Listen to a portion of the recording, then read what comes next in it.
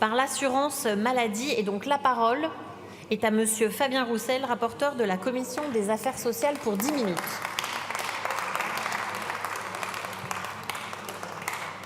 Merci de sortir en silence, Monsieur le Président, vous avez la parole. On a failli pas parler. Hein.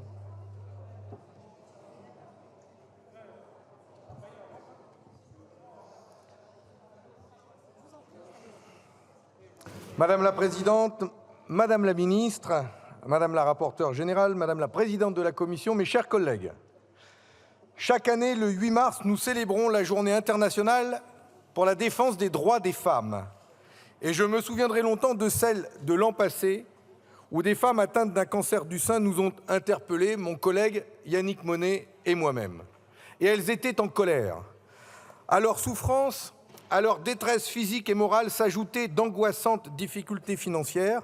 Nous leur avons promis d'agir et de porter ce sujet à l'ordre du jour de nos travaux de parlementaires. C'est chose faite aujourd'hui. Le cancer du sein meurtrit profondément les femmes.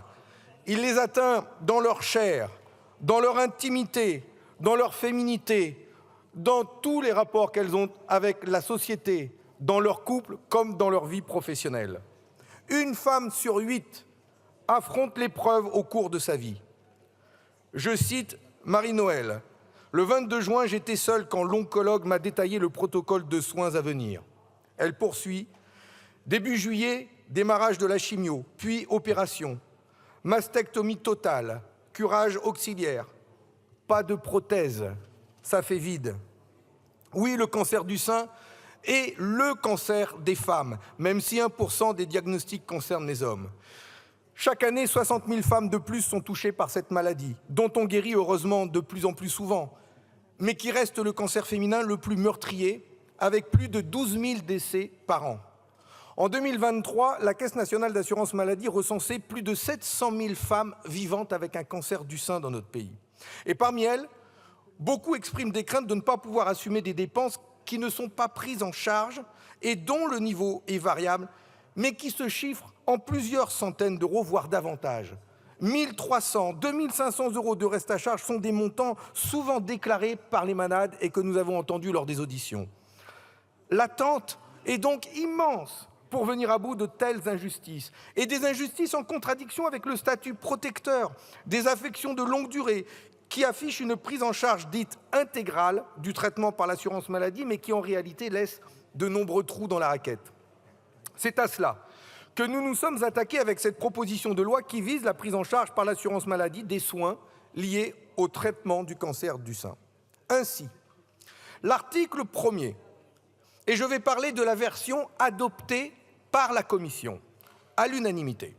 L'article 1er garantit une plus grande prise en charge dans de nombreuses dépenses liées à ce cancer. Et je vais les citer ici. Il y a d'abord l'ensemble des participations forfaitaires, forfaits et franchises, souvent angoissantes pour les plus précaires. Ces franchises, ces participations, ces forfaits ne seront plus applicables, ce qui représente au minimum une économie de plus de 100 euros par an. Ensuite, c'est la prise en charge intégrale des prothèses capillaires, quelle que soit leur catégorie et tarif, et le remboursement du renouvellement des prothèses mammaires au bout de 10 ans. Plus largement, l'ensemble des soins et des dispositifs prescrits, dont les soins de support, seront pris en charge intégralement par les organismes d'assurance maladie. Cette liste sera définie par décret, comme nous le proposons dans ce texte de loi. Et nous vous proposons, par un amendement ce soir, d'y associer à la rédaction les associations de malades, d'aide aux victimes du cancer et les médecins spécialistes. C'est très important, car de nombreux restes à charge proviennent d'achats de produits qui ne sont pas prévus dans le panier de soins, bien qu'ils soient prescrits et souvent indispensables. Il s'agit par exemple, et ils seront pris en charge quand ils seront prescrits, des brassières post-opératoires ou compressives, des mousses mobilisatrices que l'on utilise en cas d'œdème du sein, du thorax, du lymphodème au niveau du bras, des manchons pour le lymphodème chronique qui peuvent coûter jusqu'à 100 euros et qui ne sont pas prises en charge aujourd'hui et qui sont indispensables. En cas de reconstruction mammaire, les soutiens-gorge post-opératoires ne sont pas non plus pris en charge. Or, ils peuvent coûter 70 euros le premier mois et ils doivent être portés 24 heures sur 24, ce qui fait au minimum 140 euros car il en faut 2. Les patientes les plus précaires renoncent aussi à certains soins ou produits parce qu'ils sont trop onéreux. C'est le cas, par exemple, pour les soins de support, dont la liste est établie par l'Institut national du cancer, tels que l'activité physique adaptée, les consultations de diététique, le suivi psychologique ou encore les soins de socio-esthétique, qui sont indispensables pour les patientes, mais non remboursés par l'assurance maladie. Prenons l'exemple de l'activité physique adaptée, l'APA. On en parle beaucoup tous les ans lors du budget de la sécurité sociale. Son efficacité sur les risques de récidive a été démontrée scientifiquement. Et elle n'est pas remboursée par la sécurité sociale, même lorsqu'elle est prescrite par le médecin. Or, il faut compter 40 € par séance pour une dizaine de séances minimum. C'est 400 € supplémentaires restant à la charge de ces femmes. En l'absence de remboursement, les professionnels de l'APA, l'activité physique adaptée, sont parfois des charlatans. Parce que comme ce n'est pas remboursé, n'importe qui peut aujourd'hui exercer et se présenter auprès de ces femmes qui, souvent, sont affaiblies par la maladie. Elles ont d'ailleurs exprimé leur colère lors des auditions. D'ailleurs, elles le disent, si on avait une pilule dont il est démontré qu'elle réduit le risque de cancer, est-ce qu'elle serait remboursée? Bien sûr que oui. Or là, on ne rembourse pas l'APA. C'est tout cela que l'article 1er prévoit de prendre en charge, tant que ces soins sont prescrits par les médecins. Le signal envoyé aux malades et à toutes les associations qui se mobilisent à leur côté est donc très clair. Nous allons réparer l'injustice que vous vivez. Nous allons vous accompagner. Et l'argent ne sera pas un frein à vos chances de guérison et de reconstruction après le cancer. C'est un pas considérable. Pourtant, il en reste un à franchir, celui qui concerne les dépassements d'honoraires pour des soins réalisés dans le secteur privé, en l'absence d'offres accessibles dans le secteur public. C'est par exemple le cas pour la chirurgie de reconstruction après l'ablation du sein, pour lesquels les dépassements d'honoraires atteignent 5 000 € par sein, 10 000 € si l'on veut faire les deux seins pour un résultat symétrique.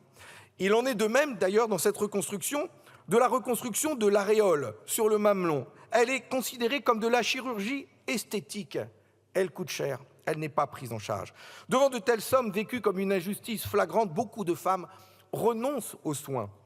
C'est le cas pour Marion, frappée par un cancer du sein à 38 ans, et dans l'incapacité de faire face à ses dépenses de reconstruction mammaire. Comment peut-on imaginer, comment peut-on avancer dans la vie comment tourner la page, dit-elle légitimement? On m'a associé à de la chirurgie esthétique. Or, moi, je veux me reconstruire, pas avoir une poitrine de bimbo, dit-elle. J'ai 38 ans, je pense que j'ai le droit de pouvoir bénéficier d'une reconstruction sans avoir à me battre. J'ai assez donné pendant la maladie. Ces dépassements d'honoraires sont bien sûr le résultat de politiques de santé publique qui ont conduit à des déserts médicaux que l'on connaît aujourd'hui. Est-ce aux patients de payer l'absence de régulation de l'offre médicale sur notre territoire? Bien sûr que non. C'est pourquoi, bien sûr, je regrette que la prise en charge intégrale des dépassements d'honoraires que nous avions prévus dans la loi initiale ait été supprimée par la Commission.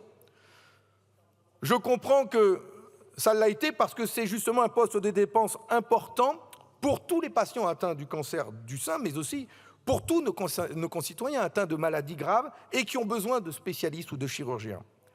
C'est pourquoi j'appelle notre Assemblée à y travailler et à trouver ensemble les réponses adaptées lors du prochain projet de loi de financement de la sécurité sociale.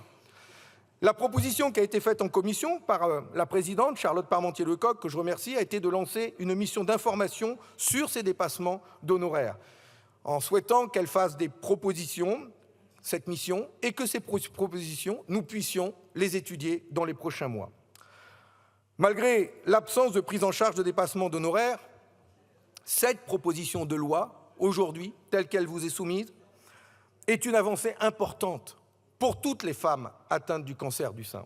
Et c'est pour ça que je souhaite qu'elle puisse être votée aujourd'hui telle qu'elle est.